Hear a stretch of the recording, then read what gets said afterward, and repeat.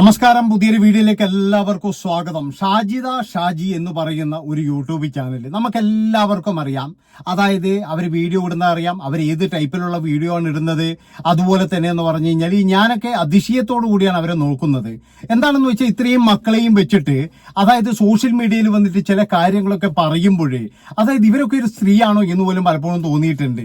അപ്പൊ അതുപോലെ തന്നെ എന്ന് പറഞ്ഞാൽ സ്വന്തം മാതാവിനെ പറ്റിയിട്ട് പറയുന്നത്, അതായത് പ്രസവിച്ച അമ്മയല്ലേ എന്തൊക്കെ ആയിക്കഴിഞ്ഞാലും അവരെ പറ്റി പറയുന്ന കാര്യങ്ങളൊക്കെ കേട്ട് കഴിഞ്ഞാൽ നമ്മുടെ എല്ലാ തൊലി ഉരിഞ്ഞു പോകും. കാട്ടപരാധം പറഞ്ഞ് പൈസ ഉണ്ടാക്കുക എന്നുള്ള ഒരു ലക്ഷ്യം മാത്രം.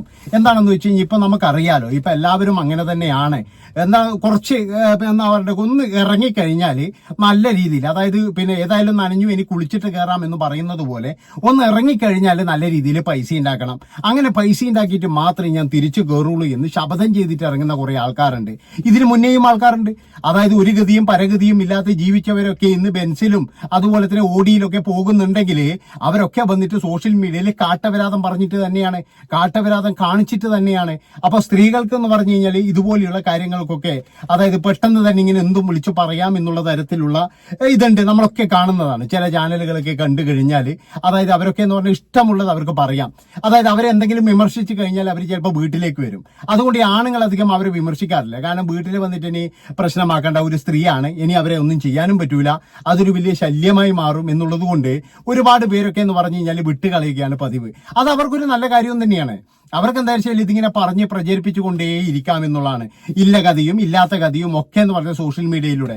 അപ്പൊ ഈ ഷാജിദ ഷാജി എന്ന് പറയുന്ന യൂട്യൂബർ ഉമ്മാനെ പറ്റിയിട്ട് ഒരുപാട് കാര്യങ്ങൾ പറയുന്നുണ്ട്. അതുപോലെ ഉമ്മയുടെ ഡാൻസുകള്, പിന്നെ ഉമ്മ ഷഡ്ഡിയിട്ട് നടക്കുന്ന ഉമ്മ എന്നൊക്കെ പറഞ്ഞിട്ട് അതൊക്കെ ഒരു കാലത്തും നമ്മൾ ചെയ്യാൻ പാടില്ലാത്തതാണ്.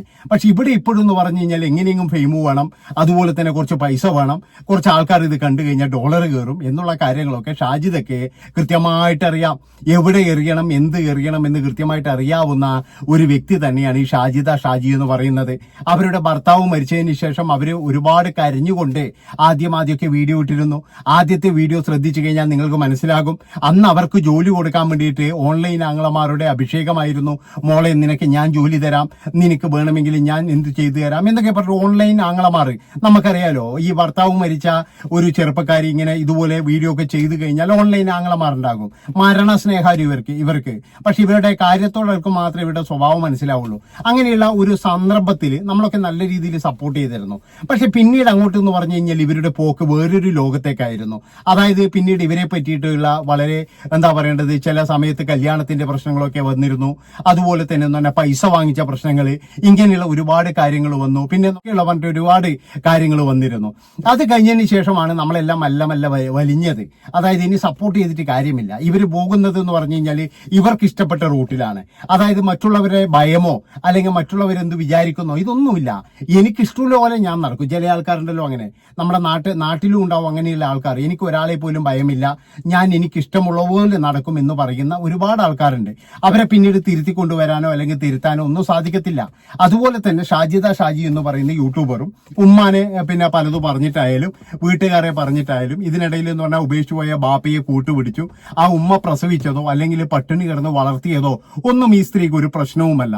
അതായത് ഈ സ്ത്രീക്ക് ഇവരുടെ ഭാഗം എങ്ങനെയെങ്കിലും ജയിക്കണം, അതുപോലെ തന്നെ ഇവര് ജയിക്കണം എന്നുള്ള മാത്രമേ ഉള്ളൂ, വേറെ ഒന്നുമില്ല. ആദ്യകാലത്തൊക്കെ എന്ന് പറഞ്ഞു കഴിഞ്ഞാൽ ഭർത്താവിന്റെ വീട്ടുകാരായിരുന്നു ഇവര് തെറി പറയല്. എനിക്കും ഒരു കമന്റ് വന്നിട്ടുണ്ട്, ഭർത്താവിന്റെ വീട്ടുകാരുടെ പിന്നെന്താ ഈ ജ്യേഷ്ഠൻ എന്ന് പറയുന്നയാളുടെ മകനാണെന്ന് തോന്നുന്നു. ഒരു പ്രാവശ്യം എനിക്കൊരു കമന്റ് ചെയ്തിട്ട് കണ്ടിരുന്നു. പക്ഷെ ഞാൻ അത് പ്രതികരിച്ചിട്ടില്ല. കാരണം എന്താണെന്ന് വെച്ചാൽ അന്ന് ഇവര് എന്താ വെച്ചാൽ ഇത്രയും കാര്യങ്ങളൊക്കെ പറയുമ്പോൾ നമ്മൾ ഓർത്തത് ഇതെല്ലാം ശരിയാണെന്നാണ്. അതായത് ഇവര് പറയുന്നതാണ് ശരി എന്നാണ് നമ്മൾ ഓർത്തത്. അതുകൊണ്ട് തന്നെ നമ്മൾ അത്രത്തോളം കാര്യമാക്കിയിട്ടില്ല. പിന്നീട് ഇപ്പോഴും മനസ്സിലാക്കുന്നത് അന്ന് പ്രതികരിക്കേണ്ടതായിരുന്നു. അന്ന് അയാൾ കമന്റ് ചെയ്തതാണ്, ചേട്ടാ എനിക്കൊന്ന് സംസാരിക്കണം എന്ന് പറഞ്ഞിട്ട് കമന്റ് ഇട്ടിരുന്നു.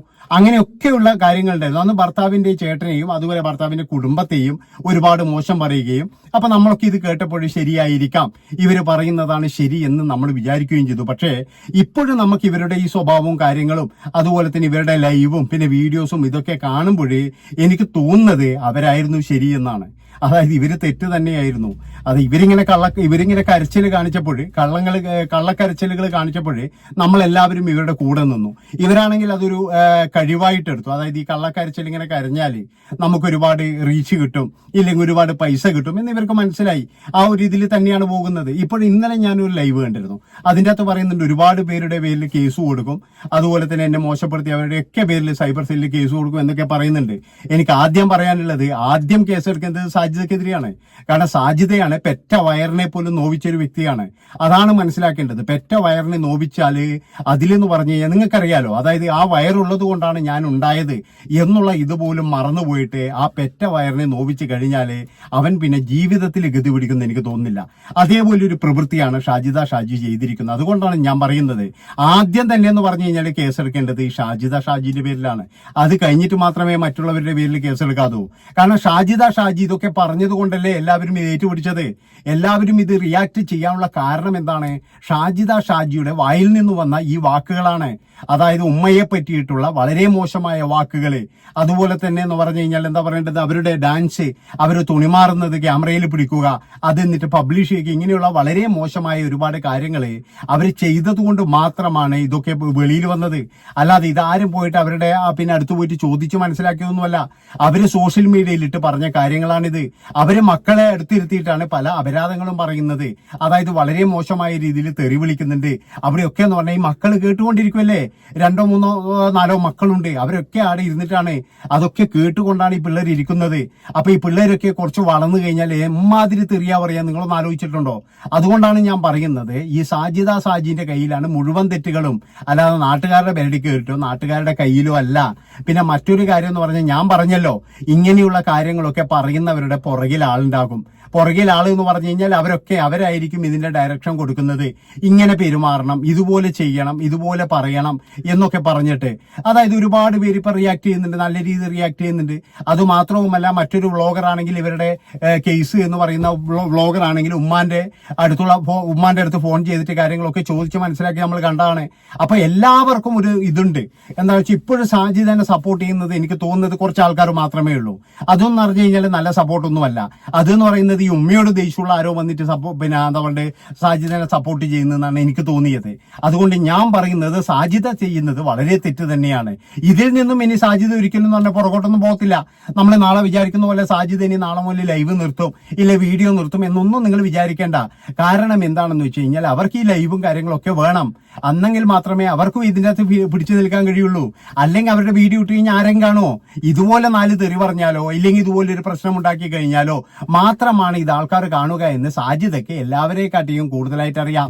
അതുകൊണ്ടല്ലേ അവർ ഇതുപോലെയുള്ള കാര്യങ്ങളൊക്കെ കാണിക്കുന്നത്. അപ്പോ ഞാൻ പറഞ്ഞു വരുന്നത് എന്താണെന്ന് വെച്ച് കഴിഞ്ഞാൽ, സാജിദ ഒന്നും കൂടി ഇരുത്തി ആലോചിക്കുക. ഇതേ രീതിയിൽ മുന്നോട്ട് പോകണമോ, അല്ലെങ്കിൽ കേസിന്റെ പുറകെ പോകണമോ? കേസിന്റെ പുറകിൽ പോയി കഴിഞ്ഞാൽ സാജിദക്കും കൂടി 8ന്റെ പണി കിട്ടും എന്നല്ലാതെ മറ്റുള്ളവരുടെ കാര്യത്തിലൊന്നും അത്രത്തോളം ഒന്നും പറയാൻ കഴിയില്ല. കാരണം താങ്കൾ പറഞ്ഞത് ഒരുപാട് കാര്യങ്ങൾ ഇങ്ങനെ സോഷ്യൽ മീഡിയയിൽ എല്ലാവരുടെ കയ്യിലും ഉണ്ട് താങ്കൾ പറയുന്ന കാര്യങ്ങൾ. ആ ഒരു പറച്ചിൽ മാത്രം ഓരോരോ ആൾക്കാർ ഇങ്ങനെ കൊടുത്തു കഴിഞ്ഞാൽ തീർന്നു കഥ, അത്രയേ ഉള്ളൂ. അപ്പോഴും മനസ്സിലാകും താങ്കൾക്ക്.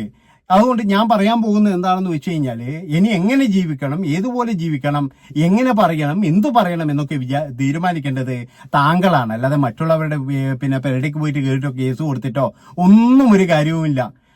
അപ്പോൾ ഇത്രയും പറഞ്ഞുകൊണ്ട് ഈ ഒരു വീഡിയോ ഇടിച്ച് വൈൻഡപ്പ് ചെയ്യണം. നിങ്ങളുടെ അഭിപ്രായങ്ങളും നിർദ്ദേശങ്ങളും കൃത്യമായിട്ടെന്ന് പറഞ്ഞ് നമ്മളെ അറിയിക്കണം. നന്ദി, നമസ്കാരം.